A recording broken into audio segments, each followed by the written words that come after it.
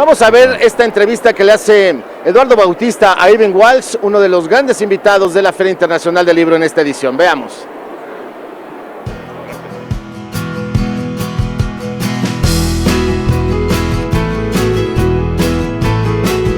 I think the one is numbers and measurement is a big one, and I think also the idea of kind of everything has to be kind of recorded. Everything, the 24-hour news culture is a big obsession in itself, and I think there is the kind of particularly in Miami there is the health and fitness culture is kind of really a big thing.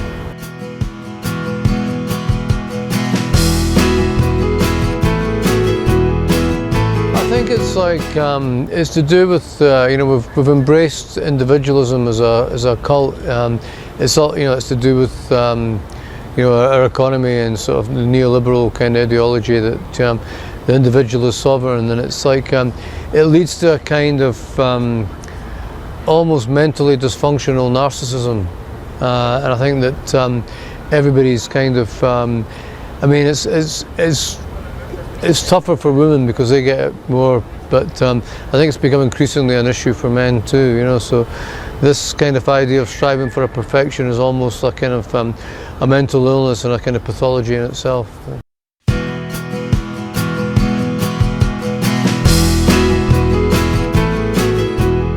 I think they're much more ubiquitous now. It's like it's very much a part of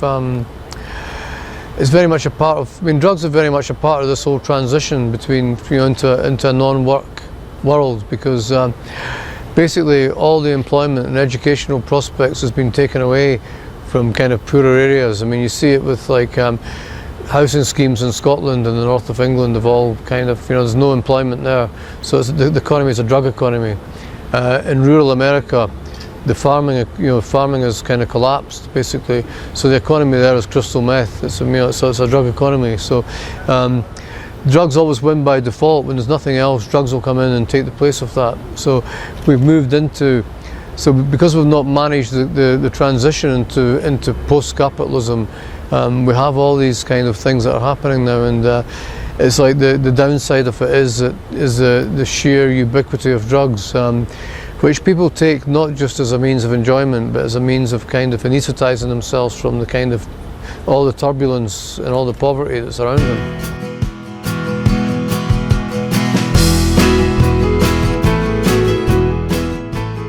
In a way, I mean, it's like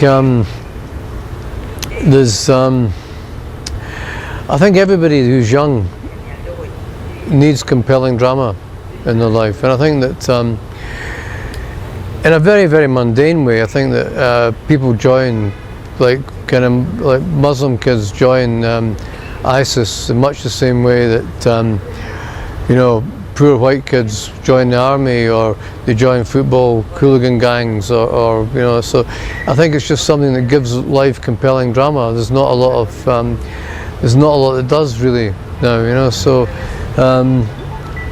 I think that it's like there's obviously there's a very kind of sort of medieval kind of reductivist kind of horrendous kind of ideology around it, but I don't think that's what I don't think that's what kind of young people join and that are attracted to. I think they're attracted to the kind of the adventure and the sense of power that comes from everybody who's kind of depowered. If you give, it's like if you stick a rifle in somebody's hand, if they've got no power, you stick a rifle in somebody's hand, you've instantly changed them for good, So I think that that's the attraction of it. It's like when people are powerless and they're given at least the illusion of power, or the illusion that they can do something and make a difference, even if it's a horrible thing.